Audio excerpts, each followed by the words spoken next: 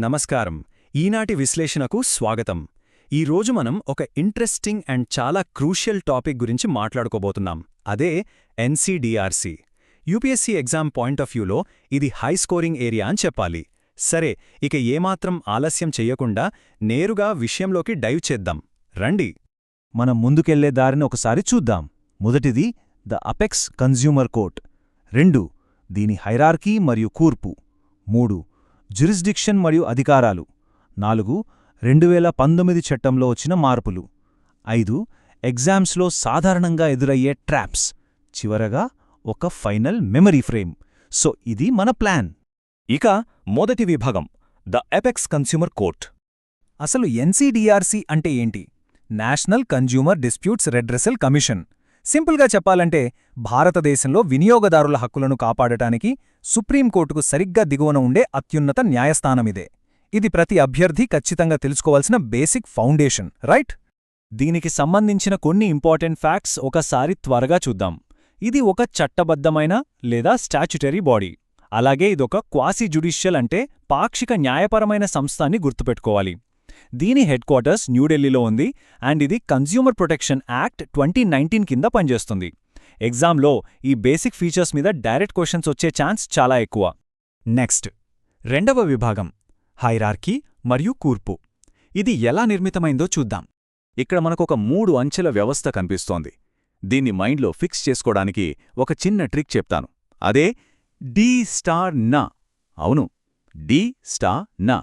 D అంటే district లెవెల్లో ఉండే జిల్లా కమిషన్, స్టా అంటే స్టేట్ లెవెల్లో ఉండే రాష్ట్ర కమిషన్, అండ్ నా అంటే నేషనల్ లెవెల్లో ఉండే మన ఎన్సీడీఆర్సీ. ఇలా ఒక ఆర్డర్లో గుర్తుపెట్టుకుంటే కన్ఫ్యూజన్ అస్సలుండదు. ఈ సంస్థలో ఎవరెవరుంటారు అనేది చూస్తే ఒక ప్రెసిడెంట్, అలాగే కనీసం 4 సభ్యులు ఉంటారు. వీళ్ల పదవీకాలం 4 సంవత్సరాలుంటుంది. అయితే ఇక్కడ గమనించాల్సిన విషయమేంటంటే ప్రెసిడెంట్కు గరిష్ట వయోపరిమితి 70 సంవత్సరాలు కాగా సభ్యులకు 67 సంవత్సరాలు. ఎగ్జామినర్సు సరిగ్గా ఇక్కడే ఈ నంబర్స్తో ఆడుకుంటారు, కాబట్టి వీటిని మైండ్లో లాక్ చేసేసుకోండి. ఇక్కడ మనం మిస్ అవ్వకూడని చాలా ఆసక్తికరమైన పాయింట్ ఒకటుంది. ఈ ఎన్సీడీఆర్సీ ప్రెసిడెంట్ తప్పనిసరిగా సుప్రీంకోర్టు న్యాయమూర్తి అయి తీరాలి. అండ్ వీరిని భారత ప్రధాన న్యాయమూర్తి సంప్రదింపులతో కేంద్ర ప్రభుత్వం నియమిస్తుంది. గుర్తుంచుకోండి, ఆ సుప్రీంకోర్టు న్యాయమూర్తి అనే కండిషన్ చాలా చాలా ఇంపార్టెంట్. ఇప్పుడు మూడవ విభాగానికి వెళదాం, జ్యురిస్డిక్షన్ మరియు అధికారాలు. ఎగ్జామ్స్లో ఎక్కువగా టెస్ట్ చేసే ఏరియా ఇదే. అధికార పరిధి అనగానే మనకు టక్కున గుర్తుకు రావాల్సిన నెంబర్ 10 కోట్లు. అవును, 10 కోట్లు అంటే నేషనల్ డోర్ అనే ఒక చిన్న రూల్ మైండ్లో పెట్టుకోండి. అంటే 10 కోట్లు దాటిన కేసులు ఏవైనా సరే నేరుగా జాతీయ స్థాయికి వచ్చేస్తాయన్నమాట. చాలామంది అనుకునేదేంటంటే ఎన్సీడీఆర్సీ కేవలం అప్పీళ్లని మాత్రమే వింటుందేమో అని. కానీ కాదు, దీనికి 3 రకాల అధికార పరిధులున్నాయి. మొదటిది 10 కోట్లు దాటిన కేసులను నేరుగా తీసుకునే ఒరిజినల్ జ్యూరిస్డిక్షన్. రెండవది రాష్ట్ర కమిషన్లు ఇచ్చిన తీర్పులపై అప్పీళ్లను స్వీకరించే అప్పీలెట్ జ్యూరిస్డిక్షన్. మూడవది రాష్ట్ర కమిషన్ల రికార్డులను పరిశీలించి ఏవైనా తప్పులుంటే సరిదిద్దే రివిజనల్ జ్యూరిస్డిక్షన్. ఇక పవర్స్ విషయానికొస్తే వీళ్లకు దాదాపు సివిల్ కోర్టుకుండే పవర్స్ అన్నీ ఉంటాయి. అంటే సాక్షులను పిలిపించడం, కేసులను బదిలీ చేయడం, ఆర్డర్స్ను ఎన్ఫోర్స్ చేయడం లాంటివి అన్నమాట.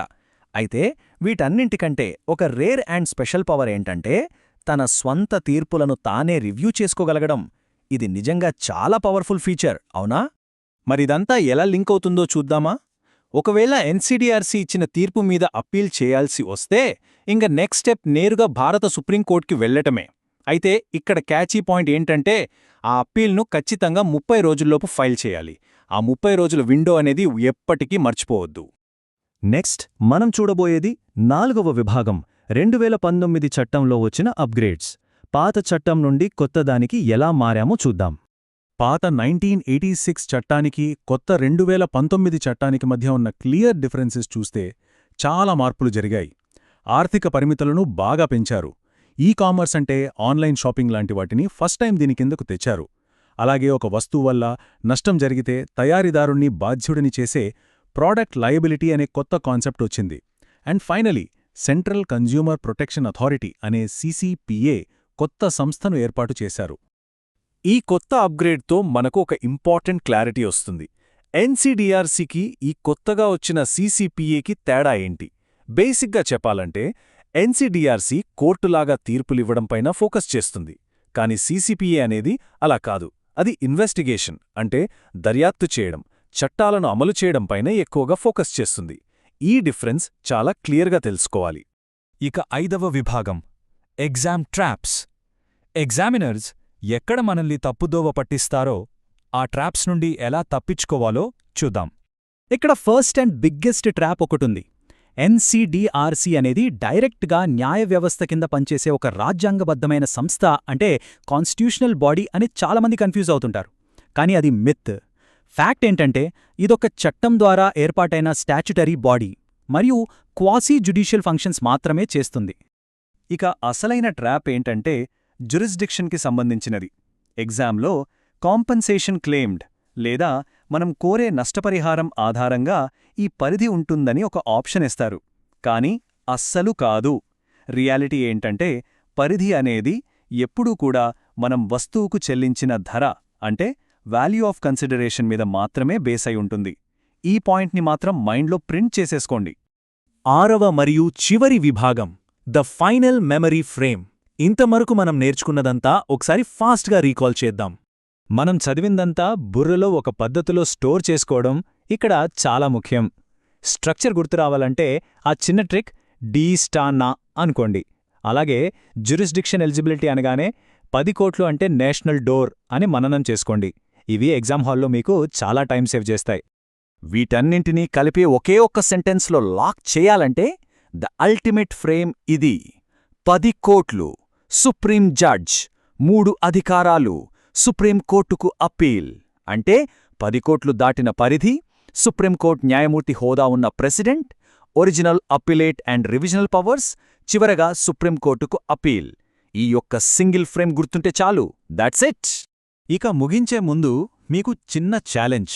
ఎగ్జామ్ హాల్లో టైమర్ టిక్ టిక్ మని పరుగెడుతున్నప్పుడు ఆ విపరీతమైన ప్రెషర్లో కూడా ఈ ఫ్యాక్ట్స్ అన్నింటినీ 30 సెకండ్ల లోపు మీ మైండ్లోకి తీసుకురాగలరా? ఈ మెమరీ ట్రిక్స్తో అది ఖచ్చితంగా సాధ్యమే. కాబట్టి పదే పదే రివిజన్ చేయండి. ఈనాటి మన విశ్లేషణ మీకు ఎంతో ఉపయోగపడిందని ఆశిస్తున్నాను. All the best.